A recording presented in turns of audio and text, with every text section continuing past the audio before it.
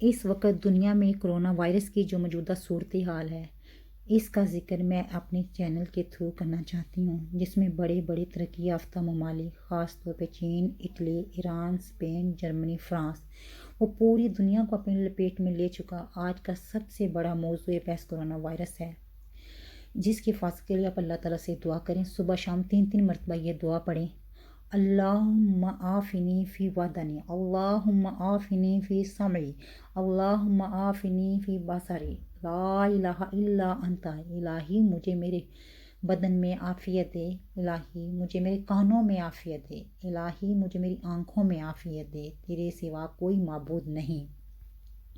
میں اپنے چینل کے تھرو بیسیکلی آپ کو یہ میسیج دینا چاہتی ہوں کہ آپ لوگ پریشان نہ ہوں اور مختلف قیاس آرائیاں نہ کریں۔ میں چاہتی ہوں آپ تحمل سے کم ڈاؤن ہو کر میری بات سنیں اور سمجھیں۔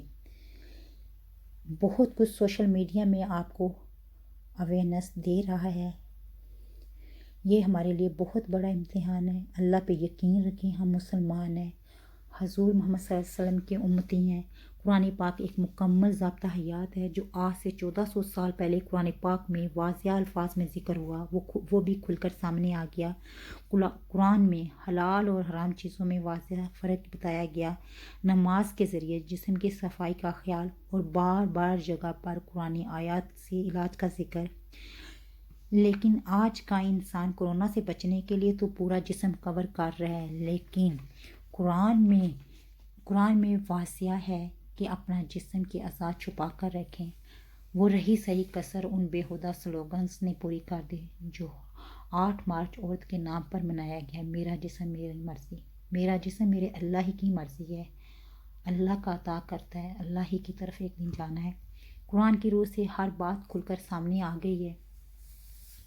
ہاں، کچھ یہاں پہ احتیاط بہت ضروری ہیں۔ یہاں پر میں آپ کو اس وائرس کے بارے میں چھوٹی چھوٹی علامتیں کیسے اس کو پریکاشنز دے سکتے ہیں۔ نزلہ زکام موسمی سب کو ہو رہا ہے جو ونٹر سیزن کی وجہ سے بھی ہو سکتا ہے۔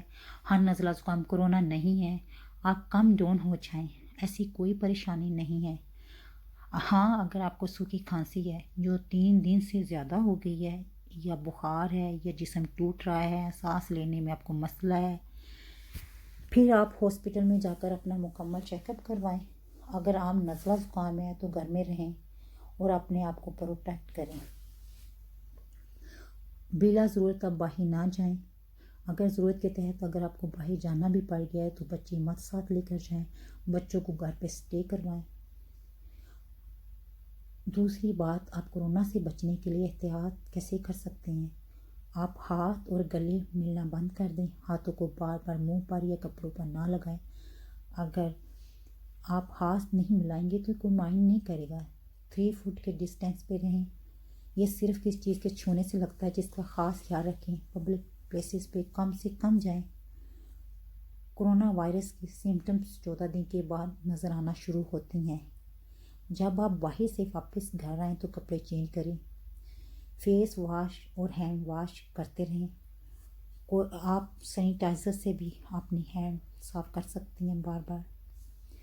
اچھا، یہ گلے میں وائرس جو ہے 4 دن تک آپ کے گلے میں رہتا ہے، اس کے بعد آپ کے پھیپھڑوں میں جاتا ہے۔ اس کے لیے آپ کو یہ کرنا ہوگا، گلا خشک نہ ہونے دیں، زیادہ سے زیادہ پانی پئیں۔ پانی پینے سے ایک تو یہ ہوگا کہ یہ گلے سے ہوتا ہوا آپ کے پیشاب کے راستے سے نکل جائے گا۔ ٹھنڈی چیزوں سے پرہیز کریں، فاسٹ فوڈ اور سافٹ ڈرنک سے بچیں، وٹامن سی کی کمی نہ ہونے دیں۔ اپنے آپ کو اس کا دوسرا طریقہ جو گلے اور ناک کی صفائی کے لیے آپ کو پانی کی بھاپ لیں۔